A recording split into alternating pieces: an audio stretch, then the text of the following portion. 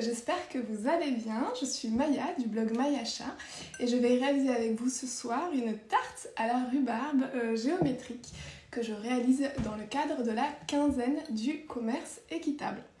Voilà, coucou, bonjour tout le monde. Donc je vais vous présenter cette recette, je vais vous donner mes tips pour réaliser une très bonne tarte et facile à réaliser et surtout belle et très bonne. Je vais vous donner tous mes petits tips. Oui, bonjour tout le monde, ça fait plaisir de vous voir arriver. Et je vais vous donner donc les ingrédients, comme ça vous pouvez réaliser la recette en même temps que moi ou vous pourrez la réaliser après parce qu'elle sera disponible en IGTV. Je vais essayer de ne pas me laisser déconcentrer par tous les commentaires, mais d'ailleurs n'hésitez pas à poser des questions en parallèle, j'essaierai de répondre en même temps. Donc oui, je vais vous donner la liste des ingrédients, comme ça vous pourrez la réaliser tout de suite avec moi en live ou après plus tard. Et je vais vous expliquer aussi pourquoi je suis là, donc c'est pour la quinzaine du commerce équitable et je vous expliquerai un peu mieux après. Donc pour les ingrédients, il nous faut 230 g de farine. Donc moi j'ai choisi la 5 céréales de Biocop parce que je suis toujours épatée de ce goût, c'est trop bon. Franchement 5 céréales ça permet vraiment de donner du goût à toutes vos pâtes. Donc ça c'est la première astuce, déjà en variant les farines dans les pâtes à tarte ou même dans les gâteaux. Ça c'est la première astuce, c'est vraiment trop chouette parce que ça change du tout au tout une tarte ou un gâteau. Donc 230 g, on a 50 g de sucre roux, pareil, donc ça c'est du sucre roux en vrac de chez Biocop, donc voilà, en commerce équitable aussi. On a une pincée de sel, 125 g de beurre doux, un œuf, 6 à 7 tiges de rhubarbe. Donc vous voyez là c'est la pleine saison donc c'est trop chouette, je sais pas si vous aimez la rhubarbe mais en tout cas c'est trop bien, enfin ça fait du bien de la retrouver surtout, mais je crois que ça fait du bien tout simplement de retrouver le printemps même si on n'est pas très gâté par la météo, mais bon un jour le soleil reviendra.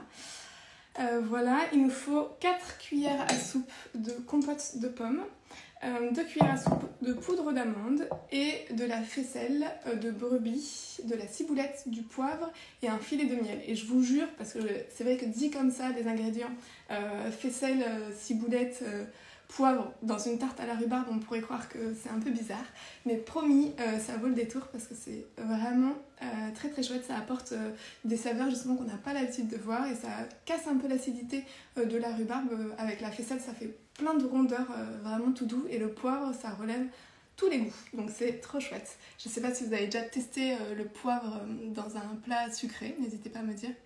Vous inquiétez pas, j'ai un petit élastique pour tous ceux qui le disent, je vais m'attacher les cheveux parce qu'effectivement quand on cuisine on s'attache les cheveux. Mais merci à tous les messages de m'avoir prévenu. Ne vous inquiétez pas, ça va être fait, il est là, il est là. Donc voilà, donc je vous demandais si vous aviez déjà testé le poivre dans les recettes sucrées. Après si vous préférez parler de mes cheveux, ça vous regarde, mais...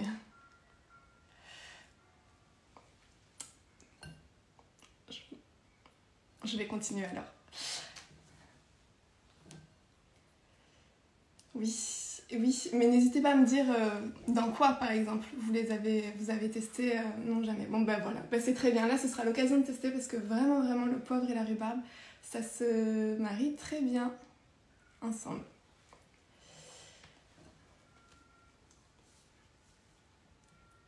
Je suis désolée, je lis vos messages en même temps, mais promis après je vais m'y mettre. Je vais vous faire un petit topo sur le commerce équitable et après on va se mettre à la recette, ça va être chouette. Je ne sais pas si vous êtes plusieurs à réaliser cette recette en même temps que moi ou si vous attendez la recette et vous la réaliserez après.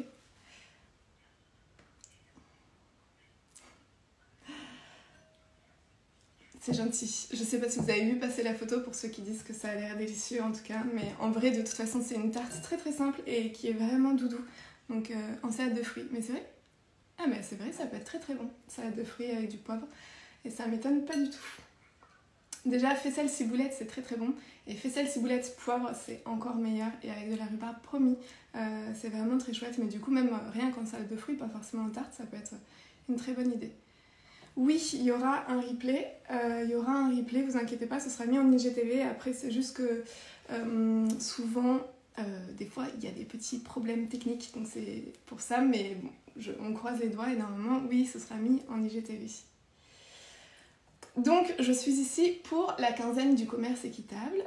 Donc, qu'est-ce que le commerce équitable? C'est un commerce qui se veut donc équitable, donc qui veut léser personne. Il prend 3 piliers, donc économique, écologique et social. Ah ben voilà, il y a les recettes sur les sites internet des magasins Biocop, donc c'est parfait, vous avez aussi la recette sur les sites internet du magasin Biocop. Comme ça, vous avez toutes les informations. Donc c'est un... Avec plaisir. Je vais essayer de me concentrer parce que sinon j'arriverai jamais à vous faire mon petit speech sur le commerce équitable parce que c'est un très chouette label, donc c'est important d'en parler. Donc c'est un label pour le développement durable, donc basé sur 3 piliers, économique, écologique et social, qui se base en priorité donc sur un... J'en étais sûre, je suis désolée, je suis fatiguée, toutes mes idées se croisent et se recroisent. En plus, il faut que j'arrête de vous lire parce que ça me déconcentre. Je vais me concentrer 2 petites minutes et ça ira nettement mieux. Non, j'ai dit que j'arrêtais de lire, je vais arrêter de lire, sincèrement. Donc, c'est un engagement de minimum 3 ans. C'est un contrat qui se fait sur minimum 3 ans pour... Je suis désolée. Je suis vraiment fatiguée. Donc c'est un engagement de minimum 3 ans qui permet de la visibilité aux producteurs et surtout de pallier aux aléas de la vie quotidienne. Voilà. Deuxièmement, ça permet aussi un revenu plus stable avec des prix fixes et honnêtes sur ces 3 ans qui sont fixés en amont en discutant donc avec l'acheteur.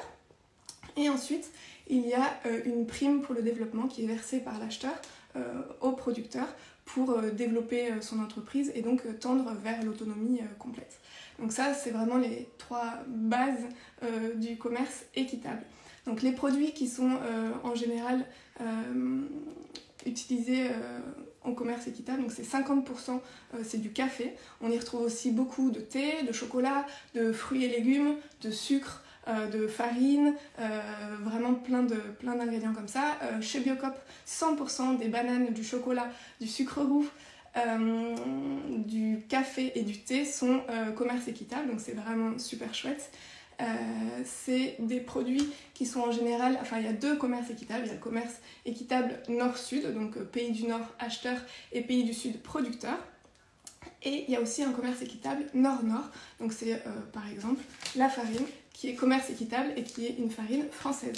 Donc voilà, c'est un petit label qui est important de regarder parce que c'est vraiment un chouette commerce justement et qu'il est important de mettre de l'argent dans ce genre de commerce plutôt qu'ailleurs. Donc quand on a la possibilité qu'on hésite entre 2 produits, c'est toujours mieux de valoriser le commerce équitable. Voilà. Si vous entendez des petits bruits, c'est normal, c'est ma petite fille qui est pas très loin de moi. En attendant, on va pouvoir commencer à faire la recette. Je vais donc m'attacher les cheveux, sinon je vais me faire gronder.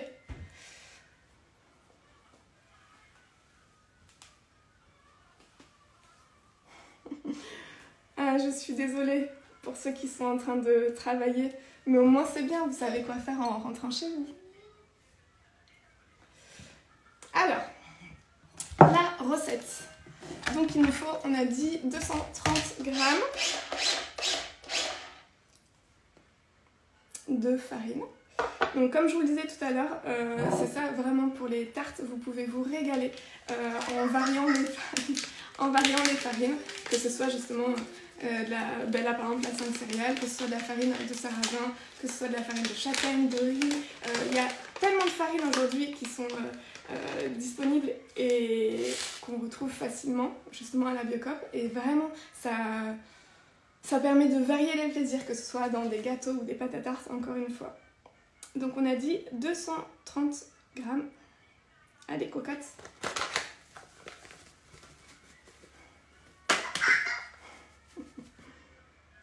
Alors 230 grammes. Hop. Alors j'avoue, j'ai pas une balance super précise, donc en général,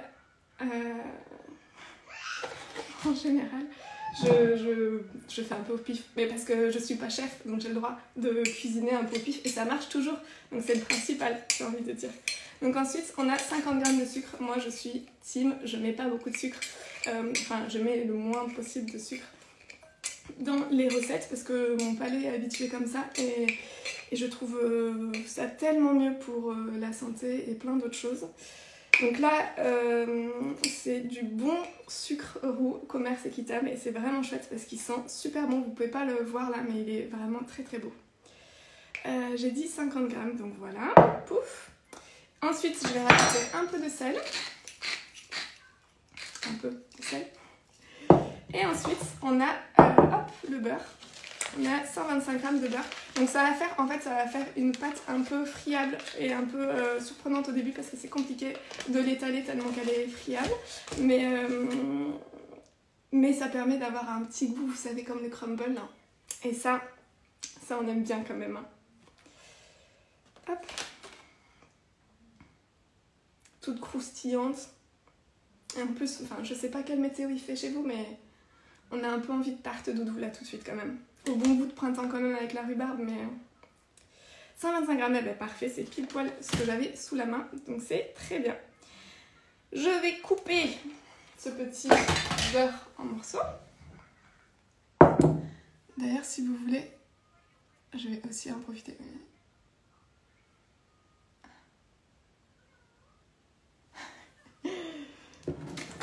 J'essaierai de lire vos questions tout à l'heure. Si vous voulez les reposer là comme ça, j'essaierai d'y répondre.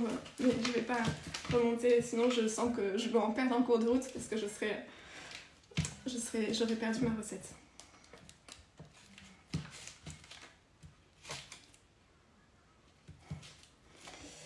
Mais d'ailleurs, justement, ce qui est chouette avec les tartes et cette pâte à tarte, c'est qu'en vrai, vous pouvez très bien, si vous n'êtes pas fan de la rhubarbe, parce que c'est vrai que la rhubarbe en général, on aime ou on n'aime pas du tout. Il y a rarement un entre-deux. Donc vous pouvez très bien la réaliser avec d'autres fruits et légumes de saison. Et je dis bien fruits et légumes parce qu'on peut aussi très bien faire des tartes salées, il suffit d'enlever le sucre bien sûr, mais... et d'utiliser pourquoi pas du beurre demi-sel. Hop. Donc voilà, j'ai mon beurre en morceaux. Donc c'est mieux de faire des petits morceaux hein, que là moi j'ai fait un peu des gros morceaux. Parce que le but c'est quand même de travailler le moins possible la pâte. Donc je vais me faire gronder encore une fois, mais je ne suis pas chef, moi je suis juste une amoureuse de la cuisine, donc j'ai le droit de faire des bêtises et de toute façon ça marche, donc c'est le principal. Ça marche et c'est bon, donc c'est le principal. Donc je vais mélanger tout ça pour faire, je suis désolée avec le petit bruit de la gourmette, pour former ma boule. Donc encore une fois là ça va donner vraiment une pâte granuleuse, mais c'est ça qu'on aime. Et bientôt il y aura l'été, donc on pourra mettre, déjà on peut mettre des fraises aussi, là les tartes à la fraise c'est quand même, ça fait du bien aussi, hein, ça fait du bien au cœur. Ça réchauffe avec cette météo. Ça annonce les beaux jours. Donc il y en a tout à l'heure qui me disaient qu'ils étaient au travail en train de me regarder, et sinon les autres vous êtes où? Ça m'intéresse à cet instant précis. Si vous êtes dans votre cuisine en train de cuisiner, si vous êtes sur votre canapé, si vous êtes dans les transports en commun, si vous êtes dehors, si vous êtes aux toilettes, en cuisine. Ah bah très bien. Et c'est quoi alors ce qui se passe dans votre cuisine? Bon alors on est censé pas trop la travailler. Hein. Bon, bah, vous êtes beaucoup dans la cuisine alors. On est censé pas trop la travailler, je sais je vais me faire gronder, mais en fait faut vraiment... Ah, dans la méridienne, voilà, ça c'est parfait ça. Sur le lit, parfait. Au lit. Parfait. Et oui, préparation de repas, je me doute. Là c'est vrai que c'est vraiment l'heure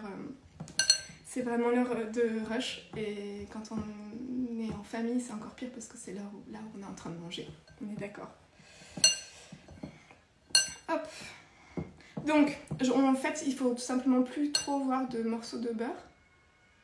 des brocolis rôtis du potager. Bah ça c'est super, ça doit être trop bon ça. Avec des petits pignons de pain et de l'huile d'olive et... Qu'est-ce qu'on pourrait mettre dedans? Huile d'olive, pignons de pain et un petit pesto de fans de carottes. Tranquille dans le salon. Eh ben profitez, c'est trop chouette d'être tranquille, ça fait du bien. Donc une fois qu'on a notre pâte qui est un peu toute sableuse, bon moi j'ai encore des morceaux mais bon, c'est pas grave. On va dire pour la démo ce n'est pas grave. Hop. On va rajouter l'œuf. Alors moi perso, gnocchi de patates douces et noisettes grillées. Oh là là, mais je vais avoir faim. Je vais avoir faim. Et avec plaisir pour les pignons de pain. Quand on me parle nourriture, j'aime bien imaginer dans ma tête, et du coup, dans ma tête et dans mon assiette, si j'avais le plat. Et du coup, j'aime bien chercher des idées. Hop, voilà. Donc ça, on est bon. Je vais pouvoir mettre mon œuf.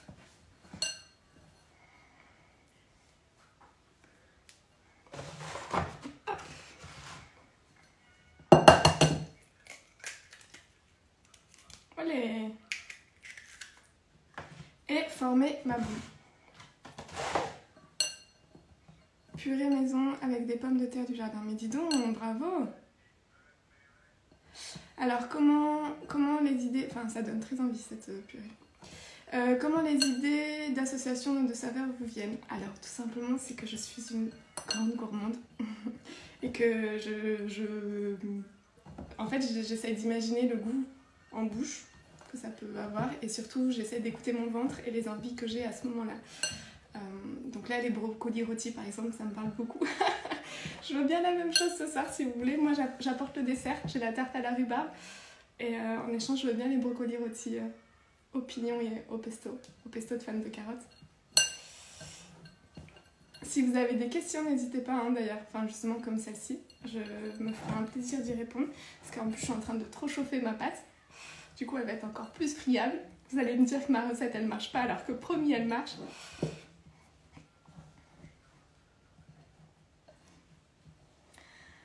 On peut voir d'ailleurs que tu utilises beaucoup les produits en vrac, c'est top. Oui, j'ai une belle collection de pots.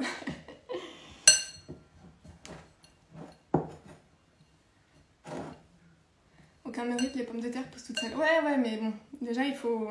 Enfin, moi je sais que tout se fait manger dans mon potager, donc j'ai rien.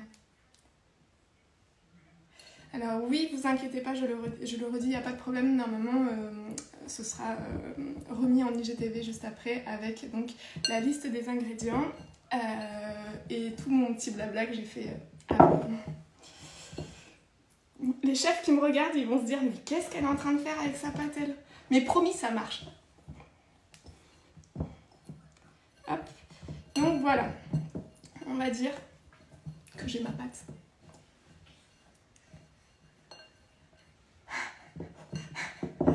Alors en fait, j'avoue, j'ai une petite astuce infaillible pour ma petite, comme vous dites, ma petite beauté. C'est pas très bien, mais c'est exceptionnel, donc ça va. C'est que madame est fan des Aristochats et elle ne regarde jamais de films, donc elle est très très contente d'être juste à côté et de regarder les Aristochats pendant que maman travaille. Alors, est-ce que j'ai mon propre potager? Alors oui, j'ai un grand potager, mais le problème c'est que vraiment, il se fait manger. Toutes les années, il se fait manger. Donc là, cette année, j'ai décidé que j'arrêtais un peu les dégâts parce que ça demande énormément de travail et au final, j'ai absolument rien comme récolte. Donc, j'arrête. Mais l'année prochaine, je vais essayer de mieux m'y coller.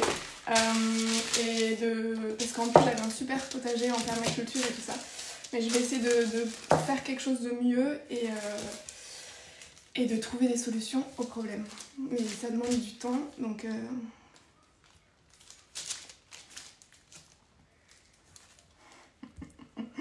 vous me donnez faim à parler de nourriture. Bref, donc après il faut donc étaler notre petite pâte avec mon petit rouleau.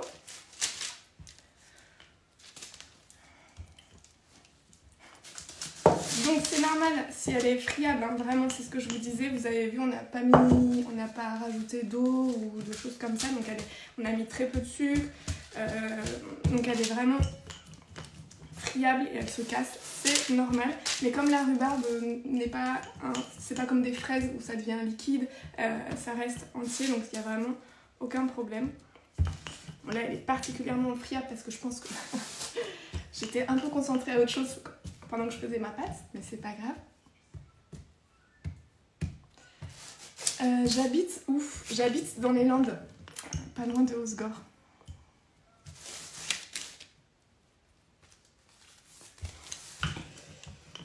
Mais c'est super, hein, ceux qui arrivent. Peut-on remplacer les œufs dans la pâte par un œuf? On peut tout faire, c'est ça qui est magique, hein, on peut tout faire. Mais même, vous pouvez très bien remplacer l'œuf par de l'eau. Hein. En vrai, il y a aucun problème. Ou même de la purée d'amande ou de la purée de sésame. En fait, et ça c'est pareil, c'est aussi une autre très bonne astuce. C'est vraiment super chouette de varier les matières grasses ou les liants. Ça donne toujours pareil des consistances différentes et des goûts, des saveurs complètement différents. Et par exemple justement une pâte à tarte avec de la purée de noisettes. Pour faire une tarte d'automne à la poire par exemple, faut vraiment se faire plaisir entre les fruits qu'on met dedans et les farines qu'on utilise. Les farines qu'on utilise ou les beurres qu'on utilise. Hop, allez, j'y suis presque. Mais bon, vous voyez, elle est friable, mais bon, elle se tient quand même. Donc, elle doit ressembler à peu près à ça. Un peu mieux étalée, mais voilà. Après, on va la mettre au frigo. Et je vais enfin pouvoir vous parler de tarte géométrique. Et après, une fois qu'on aura coupé nos petits bouts de rhubarbe, je vous donnerai des petites astuces que moi je fais tout le temps pour mes pâtes à tarte et qui justement permettent de ne pas avoir le fruit ou le légume qui coule et pour avoir des bords croustillants, doudous à souhait qui font beaucoup de bien. Donc voilà. Hop, je vais arrêter de m'énerver sur ma pâte qui est en train de s'échauffer. Mais bon, sinon ça fait une pâte quand même un peu trop épaisse. Donc je vais me concentrer sur mon... En fait, depuis tout à l'heure, je suis en train de l'aplatir, mais comme je vous parle, je crois que mes gestes ne sont pas très... Hop. Et voilà. C'est tout bon. Donc, maintenant que vous avez ça, vous avez le droit de vous laver les mains, de mettre ça au frigo. Super dur à éplucher la rhubarbe, non, mais on va la faire tout de suite. Je me lave les mains et on va faire tout de suite la rhubarbe.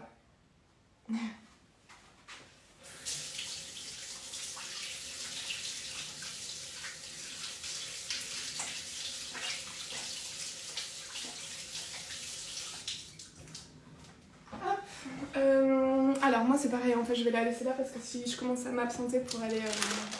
hop. Et puis c'est pas grave si elle sera un peu moins bien, de toute façon vous avez vu la photo et vous savez à peu près du coup à quoi ça doit ressembler. Je vais donc prendre une petite tarte, n'importe quoi, une petite planche à découper. Et donc la rhubarbe. Donc la rhubarbe, non c'est pas très dur à éplucher. Hop. Il suffit tout simplement donc de couper les bouts. Je sais pas si vous voyez bien parce que moi j'avoue j'ai tous les textes qui se mettent en bas mais... Et donc tout simplement aussi de les laver avant. Hop. Elles sont bio donc en fait c'est pas grave si on n'enlève pas tous les petits filaments. Et comme de toute façon on va les cuire à peu près 40 minutes, vraiment ces petits filaments ils vont passer inaperçus. Donc on épluche grossièrement, mais encore une fois vraiment c'est pas grave s'il en reste un petit peu. Et vous voyez ça vient vraiment tout seul. Hein. Hop, c'est vraiment tout seul.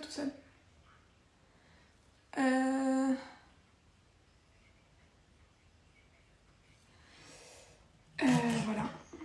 Hop, donc voilà, j'ai ma rhubarbe épluchée et même justement pour des effets de style graphique, vous pouvez très bien éplucher un coup sur deux pour avoir, vous voyez, les petites rayures rouges. Bon alors là je l'ai pas, mais là je crois pas que j'ai trop de rhubarbe rouge.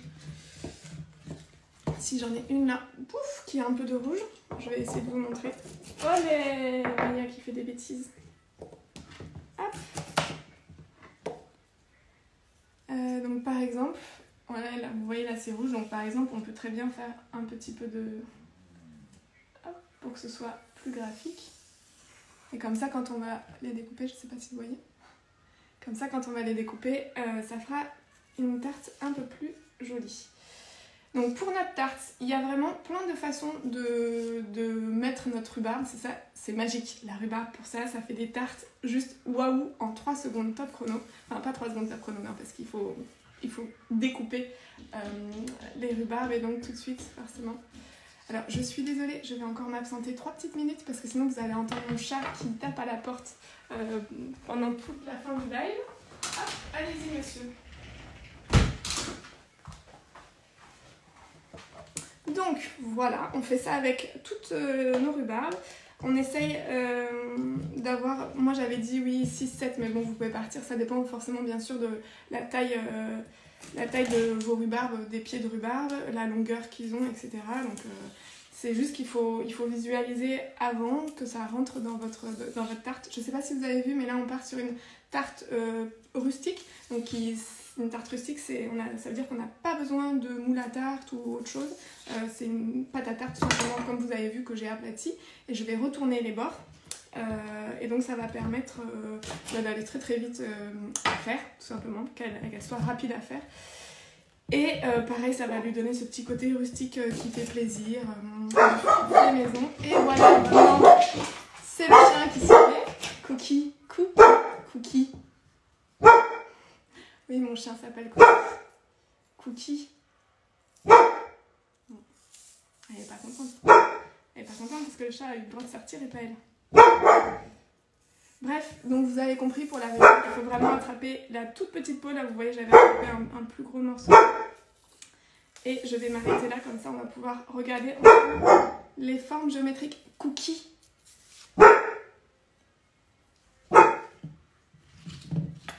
Donc, on a dit plusieurs façons de faire notre tarte. Soit vous pouvez tout simplement vouloir avoir envie de garder ces lignes parallèles qui, moi, j'adore. Je trouve ça super graphique aussi, tout simplement. Et là, il n'y a pas de prise de tête. Hein. Il suffit de les poser sur sa tarte et de découper tout autour pour avoir les bonnes longueurs.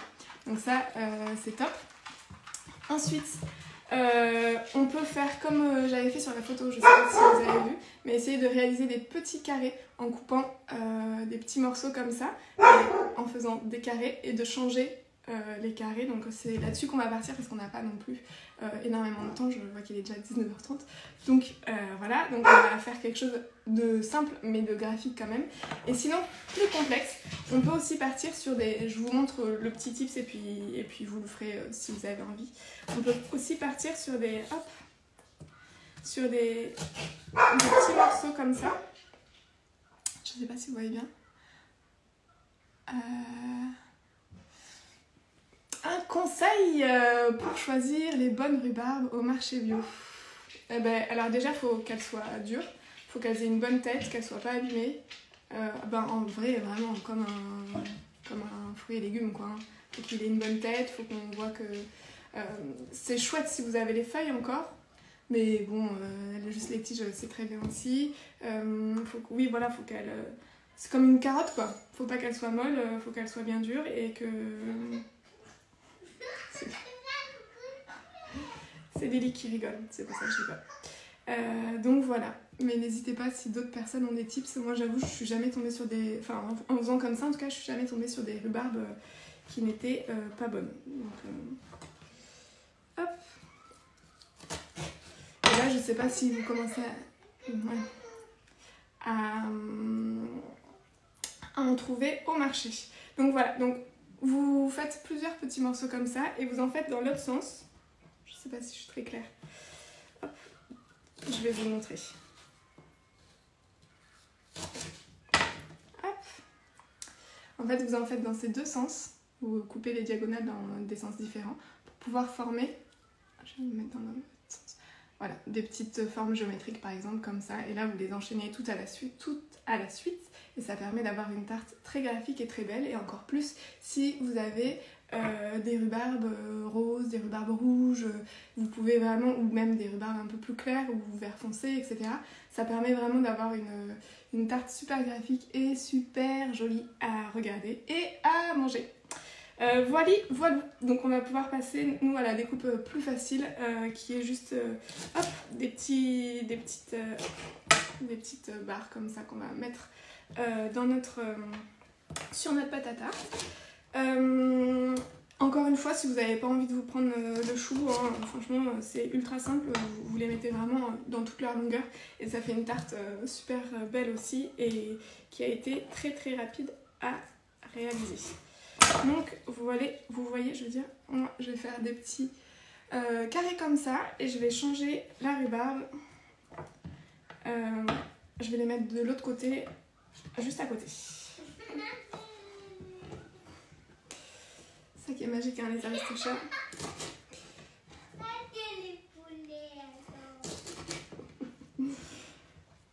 Est-ce que vous pouvez me dire, vous, vos goûts de tarte préférés? Quelles sont vos tartes préférées?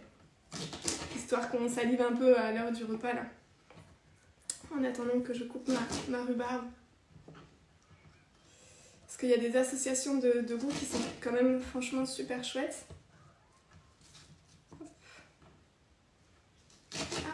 Donc je veux bien en voir passer. Bon, vous avez faim là. Vous avez faim, vous avez plus envie de parler. Je comprends. Je vais passer après fruits rouges ou abricots. C'est vrai que les abricots, oui. Pomme cannelle. Ah oui, pomme cannelle. Pomme cannelle, oui. Ça c'est vraiment le côté très doudou de l'hiver. Ça fait tellement de bien. La cannelle. J'aime tellement ce parfum.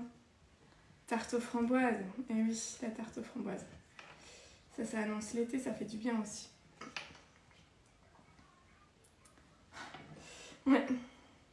C'est vrai que celle-ci, elle est pas mal aussi. Betterave, rhubarbe, fraise, romarin. Tarte façon sneakers. Ouh loulouf. Ouh là là, ça doit être très très bon. Et c'est fait maison la tarte façon sneakers ou... Parce que ça je veux bien, ça doit être très bon. Framboise qu'on peut associer à la rhubarbe d'ailleurs, c'est vrai. C'est vrai, ça se marie très très bien. Tarte pomme caramélisée, saveur amande amère, cannelle. Mais moi c'est vrai que je crois que la tarte aux pommes, en plus on peut un peu la faire quand même une grande majorité de l'année. Donc ça reste quand même une tarte. J'aime beaucoup voilà, les tartes à la prune aussi, mais ça reste une valeur sûre la pomme quand même. Hein. Mais même si là tout de suite, comme je suis très fan du carrot cake, j'aurais envie d'une tarte à la carotte, mais en version justement carrot cake, donc en version sucrée. Et j'en suis sûre que ça peut très bien marcher. Ça me fait penser la cannelle avec. J'imagine bien justement des carottes rôties dans du miel, avec des petites noix. Ça doit être trop bon. Oh, ça me donne envie de la faire du coup. Et avec justement une base de tarte, une base de pâte à tarte aux amandes. Ça doit être vraiment très très bon. Myrtille, mais myrtille avec une cuillère de crème fraîche, oui. Et pour le coup, la myrtille à voir, mais justement avec la faisselle de brebis que j'ai mis dans la tarte à la rhubarbe, ça doit être pas mal avec de la ciboulette et du poivre. J'en suis sûre que ça fonctionne aussi très bien justement avec la myrtille aussi. Voilà, je vais arrêter mes petits découpages. Je vais passer au dressage. Et hop, je vais en profiter pour... Donc normalement votre pâte à tarte était au frigidaire.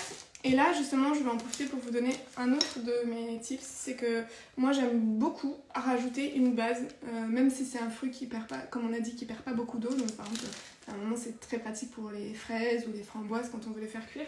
Mais je rajoute toujours des flocons d'avoine ou de la poudre d'amande en base sur ma tarte. Parce que ça permet d'absorber l'humidité des fruits ou des légumes. Les flocons d'avoine, on les sent pas du tout quand on croque. On pourrait avoir peur au début parce que c'est vrai que c'est quand même assez volumineux entre guillemets, parce que c'est pas très volumineux, mais bon, vous m'avez compris. Et en vrai, ça change tout et ça fait une petite base moelleuse qui a absorbé le jus des fruits ou des légumes et ça rend vraiment la tarte très doux et c'est très très bon.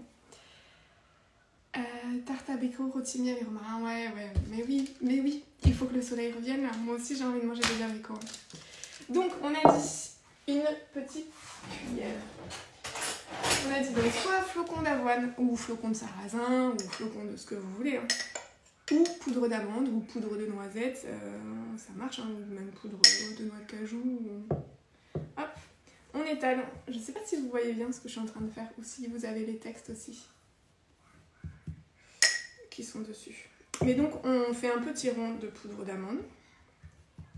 Par-dessus, comme la rhubarbe c'est un peu acide, je suis venue la casser avec de la compote de pommes, ici. Donc voilà, fabriquée en Loire-Atlantique et pommes d'origine France. Hop, je vais donc la verser sur ma poudre d'amande, pareil, toujours pour, donc comme je disais, pour casser un peu l'acidité, pour casser un peu l'acidité de la rhubarbe. Et pareil pour rajouter de la consistance, et ça fait vraiment... En fait, ça, pour le coup, comme la rhubarbe est un peu sèche comme fruit, ça permet de lui rapporter un petit peu d'humidité. Et ça fait du coup de la rhubarbe toute fondante, vraiment fondante. Donc c'est trop chouette. Même pour une tarte au chocolat, on pourrait rajouter des flocons d'avoine. Ben en vrai, dans tout. Alors, peut-être du coup, pour une tarte au chocolat, j'aurais plus vu de la poudre de noisette par exemple. Noisette chocolat, c'est quand même pareil, une valeur super sûre. Ça me donne envie d'en manger, vraiment. Donc c'est ça, mais effectivement, ça pourrait être très très bien. Ou même de la poudre de noix, parce que c'est pareil, chocolat noix, ça marche très très bien aussi. Donc de la poudre de noix, mixer des noix finement, des noix de Grenoble, ça peut être très très bon. Donc voilà, j'ai étalé ma petite compote. J'ai plus de torchon moi, assis là. Hop. Et on va passer à la rhubarbe. Donc là, comme je vous disais, vous l'installez vraiment de la manière dont vous souhaitez. Toujours le mieux, c'est de commencer par le milieu, parce que comme c'est une tarte rustique, hop, on va... Comme c'est une tarte rustique, c'est les bords qui vont être cachés, donc c'est vraiment mieux de commencer par le milieu. Hop. Pour la cuisson, donc il faut préchauffer le four, je vais pas le faire parce que sinon ça va faire du bruit. Mais pour la cuisson, vous pouvez là lancer le préchauffage à 180. La tarte va cuire une quarantaine de minutes. Et après, on pourra changer. Elle va cuire une quarantaine de minutes. Je vais vous donner un dernier tips quand même aussi pour que les bords soient croustillants. Et ça aussi c'est pareil, ça fait toute la différence. Parce qu'une tarte bien croustillante, c'est bon quand même. Hein. Si ça dépasse de vos bords, n'hésitez pas du coup à recadrer, à retailler. De toute façon, comme je le disais, les bords vont venir recouvrir les bouts, donc on ne verra pas les bouts de la tarte. Je sais pas si vous voyez la tarte par contre. Oui, ce live sera disponible en replay. Enfin, normalement, je vais tout faire pour.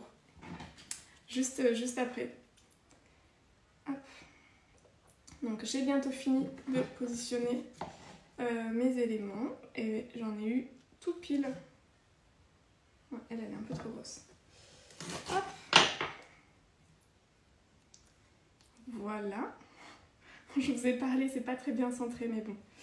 Et pareil pour que ce soit une tarte aux pommes, une tarte aux poires, une tarte à la rhubarbe, vous pouvez badigeonner d'un peu de citron. Ou de miel.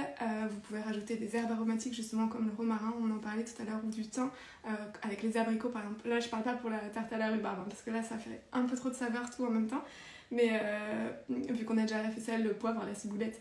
Mais par exemple justement la tarte aux abricots avec du miel et du romarin, mais boum quoi. Et tout ça au four, ça fait que les abricots s'imprègnent bien de l'odeur du romarin et c'est vraiment très très bon et très doudou. Je vais essayer de reprendre le cours de la discussion pendant que je finis, parce que j'aimerais bien quand même rajouter 2-3 petits morceaux de rhubarbe. Donc alors, les filles ont faim. Bon appétit aux filles. Acide. Ça a quel goût la rhubarbe? Acide ou sucré? Ah non, c'est très acide la rhubarbe. C'est très acide, c'est pour ça qu'en général, vraiment, on aime ou on n'aime pas. Mais moi, je suis pas trop acidité, mais pourtant, les tartes à la rhubarbe, j'adore. Parce que justement, là, encore une fois, je viens casser cette acidité par la poudre d'amande, par la farine 5 céréales dont je vous ai parlé au tout début, par le fait qu'il y a une compote de pommes. Et surtout, je rajoute la faisselle de brebis qui est vraiment, vraiment, je sais pas si vous l'avez goûté, la faisselle de brebis, mais elle a un goût, elle est remplie de rondeur, elle est toute douce. Donc ça casse vraiment ce côté acide. Et vous pouvez rajouter justement un filet de miel ou quelque chose comme ça pour rajouter encore plus ce côté, enfin pour casser encore plus ce côté acide. Mais encore une fois, on aime ou pas, parce qu'il y en a qui justement vont chercher dans la rhubarbe ce côté acide qui est vraiment très agréable aussi. Hop, voilà. Hop, et donc je vais refermer ma petite tarte rustique. Donc vous voyez, c'est vraiment très simple. Il faut juste faire attention parce que comme je vous le disais, comme ma pâte à tarte est une pâte à tarte très granuleuse, les bords ont tendance à se casser, donc il faut bien appuyer sur les côtés, mais normalement c'est tout bon. Donc là, je l'ai faite un peu carrée. Vous pouvez la faire ronde, classique comme une tarte rustique.